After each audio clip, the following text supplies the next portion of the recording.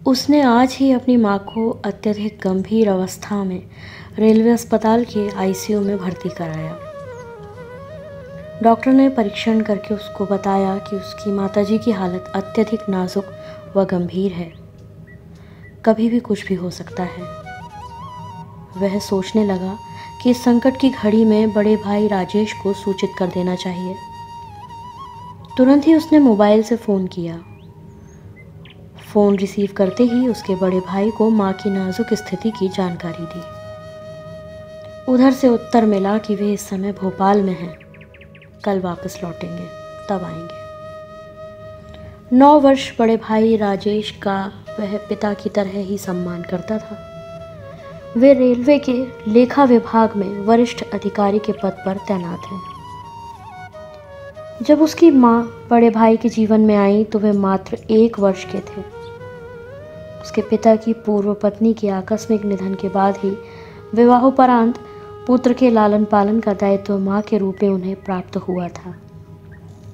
बचपन से बुरी संगत व पढ़ाई के प्रति लगाव न होने के कारण पिताजी ने बड़े भाई की संपूर्ण जिम्मेदारी माँ पर ही डाल दी थी। लेकिन समाज में सौतेली माँ को सम्मान कहाँ मिलता है। लोगों के प्रत्यक्ष व परोक्ष आरोपों को सहते हुए उसकी माँ ने बड़े भाई को शिक्षा दीक्षा दिलाई। जब वह 18 वर्ष के थे तभी पिताजी का दमा के दौरे के कारण आकस्मिक निधन हो गया।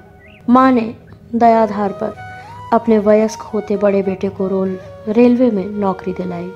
नौकरी पाते ही बड़े भाई ने एक चतुर्थ श्रेणी के व्यक्ति जो रेलवे अस्पताल में वार्ड बॉय के पद पर कार्यरत थे की बड़ी बेटी से विवाह कर लिया।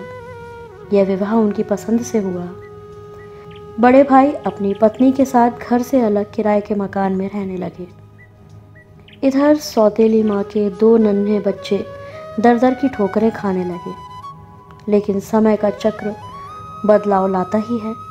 धीरे धीरे घर की परिस्थितियाँ बदली। उसका व उसकी बड़ी बहन का रेलवे भर्ती बोर्ड द्वारा रेलवे में स्थायी नौकरी के लिए चयन हुआ। हालांकि कुछ वर्ष पहले उसकी बड़ी बहन का कैंसर रोग होने के कारण स्वर्गवास हो गया। इसी दौरान उसकी माँ व बड़े भाई के बीच आपसी रिश्ते कड़वापन का पर्याय बनते चले गए। इस कड़वेपन का भरपूर फायदा बड़े भाई की पत्नी ने टीवी के किसी खुराफाती सीरियल की भांति उठाया। समाज नाते रिश्तेदारों में यह डंका पीटते हुए कि उसकी सास सौतेली है। इस तरह सौतेली की माँ की छवि जी भर के धूमिल की गई। बस यहीं से बड़े भाई साहब व उसकी माँ के बीच रिश्तों में ठंडापन निरंतर बढ़ता ही गया। कई वर्षों से बड़े भाई उसकी माँ को देखने मिलने शहर में रहते हुए भी नहीं आए। बाद में उन्होंने जब अपनी बड़ी बेटी के विवाह का निमंत्रण कार्ड उनकी माँ के नाम से भेजा तो वह स्तब्ध रह गया। वह सोचने लगा कि कैसा कलयुग आ गया है कि आज बेटा माँ को स्वयं लेने नहीं आया, निमंत्रण कार्ड भेजकर औपचारिकता पूर्ण कर रहा है। वह आज तक यह नहीं समझ पाया कि निमंत्रण कार्ड भेजने की योजना बड़े भाई द्वारा संपादित की गई थी या इसमें उनकी धर्मपत्नी की कोई टीवी के सीरियल की तरह ही चाल ही थी। अचानक माँ के आईसीयू में कराहने पर उसकी तंद्रा टूटी। उसने देखा उसकी माँ ज़ोर ज़ोर से मुंह से सांस ले रही थी। शायद उन्हें सांस लेने में कठिनाई हो रही थी। वह डॉक्टर को बुलाने के लिए नर्स के केबिन की ओर भागा। 15 दिन अस्पताल में रहने के बाद आज अचानक डॉक्टर ने उसकी माँ को मृत घोषित कर दिया। वह अपनी माँ को अपने मित्रों के सहयोग से घर ले आया। रात भर उसको अपनी माँ के गुस्से में कहे कुछ शब्द याद आते रहे। बेटा, मेरे मरने के बाद बड़े भाई को मत बुलाना, उन्हें मेरी अर्थी को कंधा देने से रोक देना। माँ का यह गुस्सा तो जायज़ था। इतनी गंभीर हालत में भी भाई अस्पताल आकर माँ को देखने का समय नहीं निकाल सके थे। लेकिन माँ की मौत के बाद उसके सामने धर्म संकट की स्थिति बन गई थी। एक ओर माँ की इच्छा के पालन का प्रश्न था तो दूसरी ओर छोटे भाई का बड़े भाई के प्रति नैतिक दायित्व था। काफ़ी सोचने के बाद उसने बड़े भाई को यही सोचकर फ़ोन लगाया कि आखिर उसकी माँ को उससे पहले माँ का दर्जा तो बड़े भाई ने ही दिया था। इसी भावना से वशीभूत होकर उसने बड़े भाई को माँ के स्वर्गवास होने की सूचना दे दी। उसे लगा कि उसने छोटे भाई होने के कर्तव्य का पालन किया। उसे ऐसा करके सुकून मिला था। माँ की शव यात्रा की तैयारी पूरी हो चुकी थी।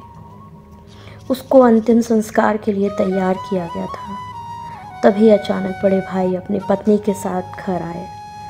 माँ की शव यात्रा में उनकी अर्थी को कंधा दिया। शमशान में अग्निदाह के दौरान कंधे से कंधा मिलाकर बड़ा बेटा होने का धर्म निर्वाह किया।